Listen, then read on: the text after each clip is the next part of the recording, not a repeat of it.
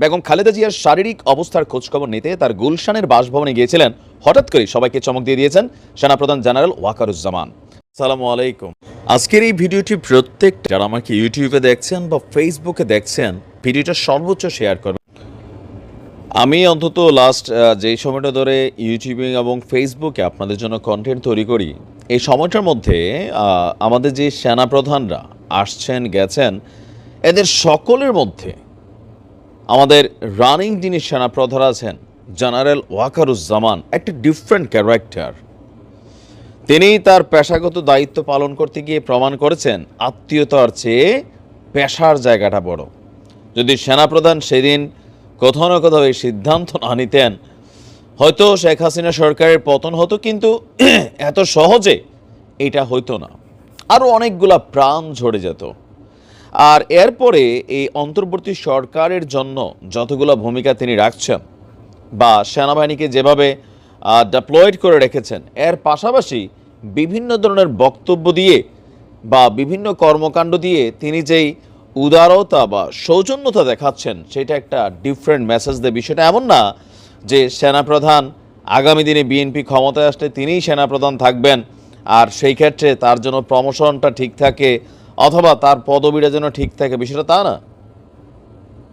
BNP ক্ষমতায় আসতে আসতে সেনাপ্রধান সাবেক হয়ে যাবেন, তারপরে তিনি একটা ভিন্ন রকম চিত্র তৈরি করেছেন। আমার কাছে বিষয়টা ভালো লেগেছে। আর এই ঘটনা দেখে বিএনপির নেতাকর্মীরা উচ্ছ্বাস প্রকাশ করেছে। কেউ বাতাসে উঠছে, কেউ আকাশে উঠছে, কেউ কেউ বলছে যে না দেখো সেনাপ্রধান তো চলে আসছে, মনে হয় আমরা জিতা যাব না। বিষয়টা ওইরকম না, বিষয়টা অন্য জায়গা থেকে। আপনারা সকলেই জানেন যে বিএনপি চেয়ারপারসন বেগম খালেদা জিয়ার শারীরিক অবস্থা খুব বেশি ভালো না। যদি সব কিছু ঠিকঠাক থাকে, এই জানুয়ারি মাসেই তিনি উন্নত চিকিৎসার জন্য লন্ডন যাচ্ছেন। তো তার লন্ডন যাবার আগেই বেগম খালেদা জিয়ার শারীরিক অবস্থার খোঁজখবর নিতে তার গুলশানের বাসভবনে গিয়েছিলেন। হঠাৎ করেই সবাইকে চমক দিয়ে দিয়েছেন সেনাপ্রধান জেনারেল ওয়াকারুজ্জামান।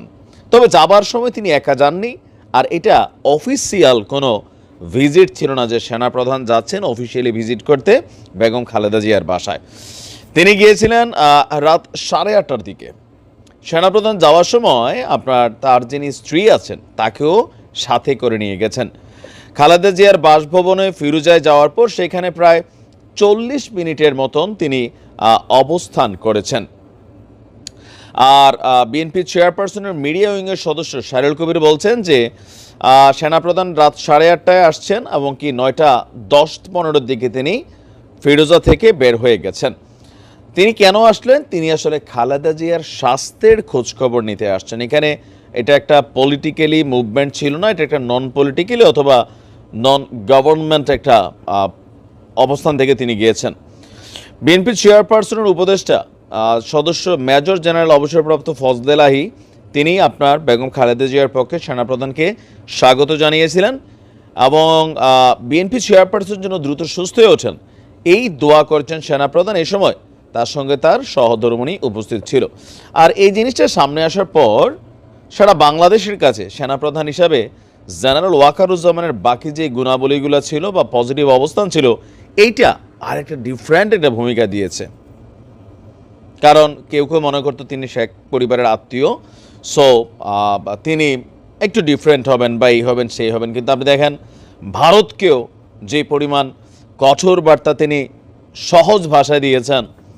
ইভেন বর্তমান পরিস্থিতিকে রিকভার করার জন্য জনগণের উদ্দেশ্য এই দাবি দেওয়া, আজকে এটা চাই কালকে ওটা চাই, মানে বিভিন্ন বিষয় নিয়ে তিনি যেই এইম দেখাইছেন। ইভেন সেনাবাহিনীকে নিয়ে যে ষড়যন্ত্রমূলক নিউজগুলো আসছে যে সেনাবাহিনীর সাথে সরকার আতাত করে সেনাবাহিনীর ক্ষমতায় নিয়ে আসবে, তারপর বিভিন্ন ধরনের বক্তব্য কিন্তু আসছে সোশ্যাল মিডিয়া কন্টেন্টে বা মিডিয়া প্ল্যাটফর্মে। তো সেগুলোর ব্যাপারে তিনি একটা স্পষ্ট বার্তা দিয়েছেন যে সেনাবাহিনী রাজনৈতিক ইস্যুতে হস্তক্ষেপ করবে না, এমনকি কোনো ধরনের উচ্চাকাঙ্ক্ষা বা বিলাস নেই।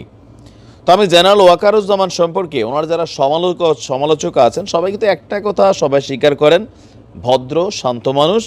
ইভেন নীতির বেলায় মোটামুটি তিনি অনেকটা অচল মানুষ।